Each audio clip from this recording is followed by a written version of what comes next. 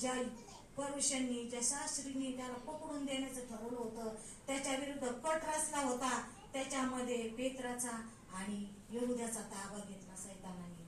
आणि यहुद्याने फक्त केवळ 30 रुपयासाठी त्या येशू ख्रिस्ताला धरून दिलं. आणि ज्या वेळेस येशू ख्रिस्ताला धरून दिलं त्यावेळेस पेत्र सुद्धा त्यांच्या मागोमाग चालला होता.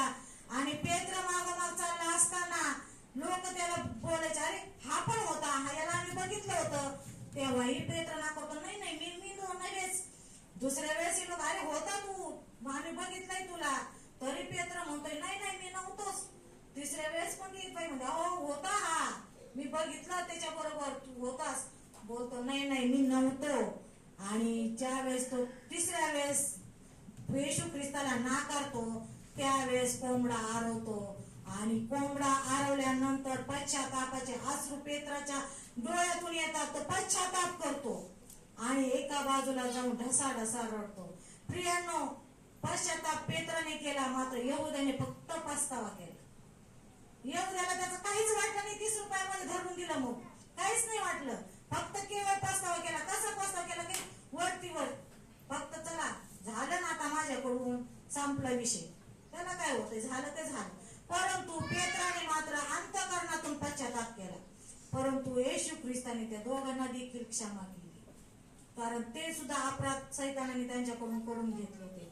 आणि ज्या वेळेस प्रियानो येशू ख्रिस्ताला धरलं, असंख्य पेयाच्या शास्त्री पुरुषांकडे नेलं, याचकाकडे नेलं आणि पिलाताकडे नेलं, पुन्हा हेरोदाकडे नेलं आणि त्याचे म्हणजे हाल केले, इतके हाल केले की बघण्यास सुद्धा म्हणजे वाईट वाटत. आपण तर समजा समक्ष बघितलं नाही.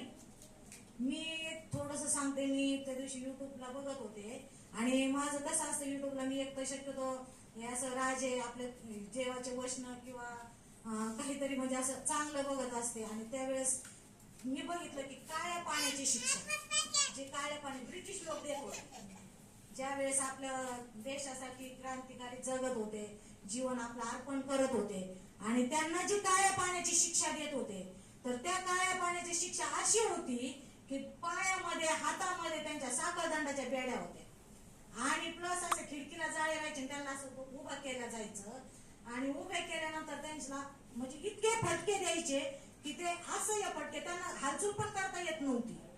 आणि त्यातच त्यांना एक असं नारळ सोलायला लावायचे आणि त्या नारळाचं तेल त्या घाण्याच्या बैलाला झुपल्यावर त्यांना झुपायचे आणि ते तेल काढायला लावायचे. त्या नारळाच्या कपड्यापासून त्यांना कपडे तयार करायला लावायचे. पण ज्या वेळेस ते तेल काढत होते त्यावेळेस त्यांना 3-3 दिवस लागायचे, 4-4 दिवस लागायचे. परंतु त्यांना बसायची मुभा नव्हती, थांबायची मुभा नव्हती. त्यांना एका एक फटके देतच राहायचे. आणि फटके देत असताना प्रियांनो त्यांना त्या कपड्यांमध्ये संडासला व्हायची, लगी व्हायची, कारण चान्सच नाही कुठं जायला, कंपल्सरी चालायचं.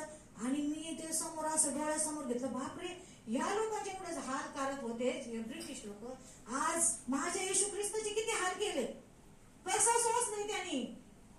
आज आपल्याला जर काटा मोडला, माझं स्वतःच उदाहरण देते. आता मी मागच्या 15 मध्ये चिंचा फोडायला जात होते आणि चिंचा फोडता माझ्या बोटावर लाकडाचा फटका बसला आणि त्याच्यातून रक्त बाहेर आलं, थोडंसंच आलं. पण ज्यावेळेस माझे मिस्टर तिथं होते, माझी आजी होती, माझी आत्या होती, माझ्या आत्याचे टपकन डोळ्यातून पाणी आलं. तर बाई माझ्या लेकराच्या बोटावर फटका बसला, रक्त आलं. आणि माझ्या मिस्टरांनी पटकन जाऊन बँडेज आणले बोटाला.